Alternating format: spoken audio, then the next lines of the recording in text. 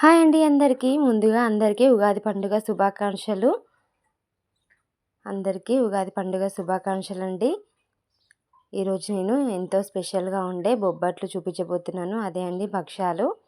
చాలా చాలా టేస్టీగా ఉంటాయి. అది కూడా ఎప్పుడు చేసుకునే శనగపప్పుతో కాకుండా పెసర్లతో చేస్తున్నాను. చాలా చాలా రుచిగా, చాలా కమ్మగా ఉంటాయి. మీరు తప్పకుండా ట్రై చేయండి ఈ ఉగాదికి. ఎలా వచ్చాయో కింద కామెంట్ చేసి చెప్పండి ఫ్రెండ్స్. ముందుగా పెసలు నైట్ నానబెట్టేసుకున్నాను. మనం మార్నింగ్ చేసుకుంటే నైట్ నానబెట్టేసుకోవచ్చు. ఈవినింగ్ చేసుకోవాలంటే మార్నింగ్ నానబెట్టేసుకుంటే సరిపోతుంది. నానబెట్టేసుకొని ఉడికించుకోవాలి. కుక్కర్లో వేస్తే ఒక 2 విజిల్స్ వచ్చే వరకు కుక్ చేసుకోవాలండి. తర్వాత నేను ముందుగానే పిండి తడిపి పెట్టాను. 2 కప్పుల గోధుమ పిండి, పావు కప్పు మైదా పిండి వేశాను. అది వేసుకొని కొంచెం చిటికెడు ఉప్పు వేసి 1 టేబుల్ స్పూన్ నెయ్యి వేసి మంచిగా ఇలా సాఫ్ట్గా కలిపి పెట్టేసుకోవాలి. ఒక అర్ధగంట గంట అయినా ఖచ్చితంగా నానాలి పిండి. తర్వాత మనం ముందుగా పెసర్లు ఉడికించుకున్నాం కదా, ఇలా వాటర్ అన్నీ అయిపోయేంత వరకు ఉడికించుకోవాలి. మీకు కొంచెం పప్పు మెత్తగా అయిందంటే వాటర్ కొంచెం ఉంటే వడకట్టేసుకుంటే సరిపోతుంది. నాకైతే పర్ఫెక్ట్గా సరిపోయాయి. మనం పిండి ఎంత క్వాంటిటీ తీసుకున్నామో పప్పు కూడా అంతే క్వాంటిటీ తీసుకోవాలి ఈక్వల్గా. తర్వాత పప్పు ఉడికిన తర్వాత మొత్తం ఇలా అందులో వాటర్ ఏమైనా ఉంటే వడకట్టేసుకోండి. నాకైతే పర్ఫెక్ట్గా సరిపోయాయి, నేనేమీ వంపలేదు. తర్వాత ఇలా స్మాషర్తో మొత్తం స్మాష్ చేసేసుకోవాలి. చూసారా, ఇలా మొత్తం మెత్తగా చేసేసుకోవాలి. మిక్సీ పట్టాల్సిన అవసరం లేదండి, మనం కరెక్ట్గా ఉడికిస్తే ఇలా స్మాషర్తో స్మాష్ చేసేస్తే అయిపోతుంది. తర్వాత ఇప్పుడు అందులోకి బెల్లం యాడ్ చేసేసుకోవాలి. మనం పప్పు ఎంత తీసుకున్నామో అంతే బెల్లం కూడా తీసుకోవాలి ఈక్వల్ క్వాంటిటీలో. నేను కొంచెం తగ్గించాను, స్వీట్ సరిపోతుందో ఎక్కువ అవుతుందో అని కొంచెం పక్కకు పెట్టేసుకున్నాను. మీకు టేస్ట్ చూసి ఒకసారి కలిపిన తర్వాత టేస్ట్ చెక్ చేసుకొని వేసేసుకోవాలి. నాకైతే అది పర్ఫెక్ట్గా సరిపోయింది. కొంచెం అయితే పక్కకు పెట్టేశాను. ఇలా మొత్తం మనం కలుపుతూ ఉంటేనే స్టవ్ ఆన్ చేసుకున్నప్పుడే పప్పు స్మాష్ చేసేసుకోవాలి.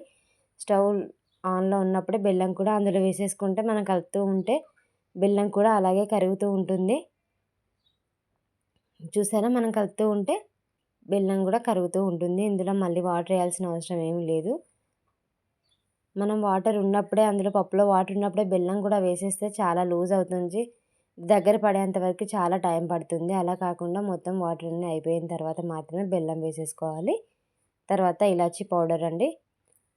ఇలాంటి రెసిపీస్ చేసేటప్పుడు ఫ్రెష్గా దంచి పెట్టుకున్న ఇలాచి పొడి వేసుకుంటే బాగుంటుంది.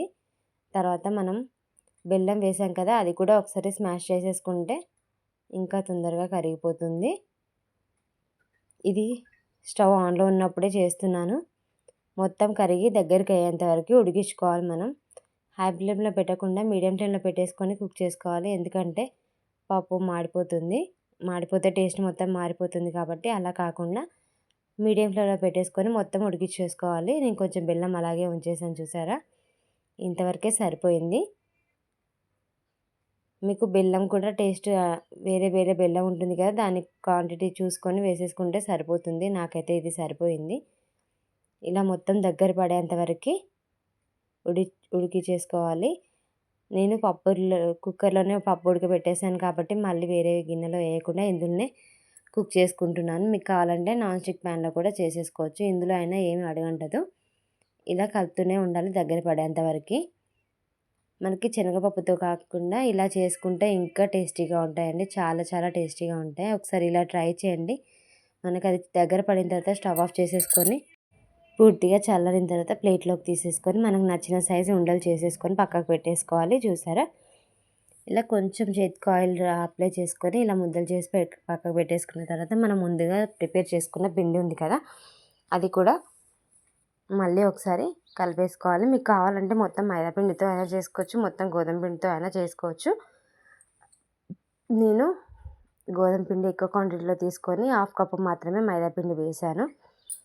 ఇది ఆరిపోకుండా చూసుకోవాలండి. పిండి అనేది కొంచెం ఎక్కువసేపు నానితేనే బాగుంటుంది, సాఫ్ట్గా వస్తాయి మనకి.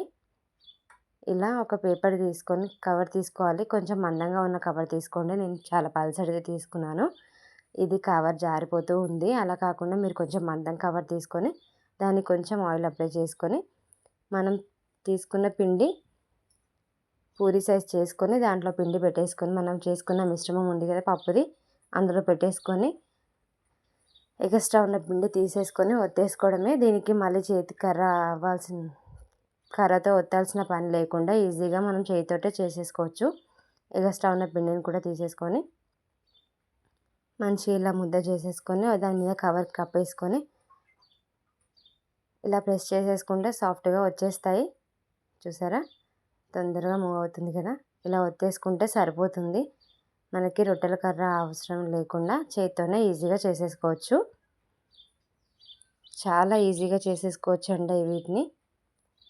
మన పెసరు బొబ్బట్లు, పెసరు భక్షాలు ఇలా చేసేసుకొని మనం చేసుకునేటప్పుడే స్టవ్ మీద పెంక పెట్టేసుకోవాలి. పెంక మాత్రం హై ఫ్లేమ్లో పెట్టేసుకొని కాల్చుకోవాలండి. చిన్న మంట మీద పెట్టేసుకుంటే మాత్రం గట్టిగా అవుతాయి, అది గుర్తుంచుకోండి.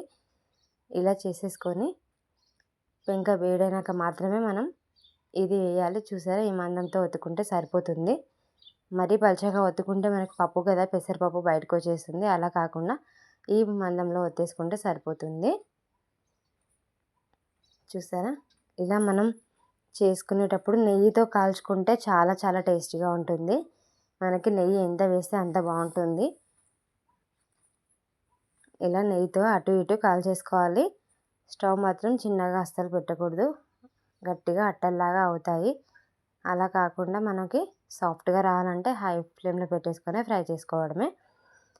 ఇలా అటు ఇటు అనుకుంటూ నెయ్యి వేసుకొని కాల్చేసుకోవడమే. చాలా చాలా టేస్టీగా ఉంటాయండి. ఈ ఉగాదికి మీరు ఇలా ట్రై చేసి ఎలా వచ్చాయో కింద కామెంట్ చేసి చెప్పండి ఫ్రెండ్స్. చూడటానికి ఎంత బాగున్నాయి కదా, తినడానికి కూడా అంతే బాగుంటాయి. టేస్ట్ మాత్రం అదిరిపోతుంది. మీరు కూడా ట్రై చేసి ఎలా వచ్చాయో చెప్పండి. ఇలా అన్నీ ఒకటి వెనకాల ఒకటి కాల్చేసుకోవడమే. ఇంకా కలర్ఫుల్గా ఉండడానికి పిండిలో కొంచెం పసుపు వేస్తారు, నేను అదేమీ వేయలేదు. మీకు కావాలంటే పసుపు కూడా వేసేసుకోవచ్చు.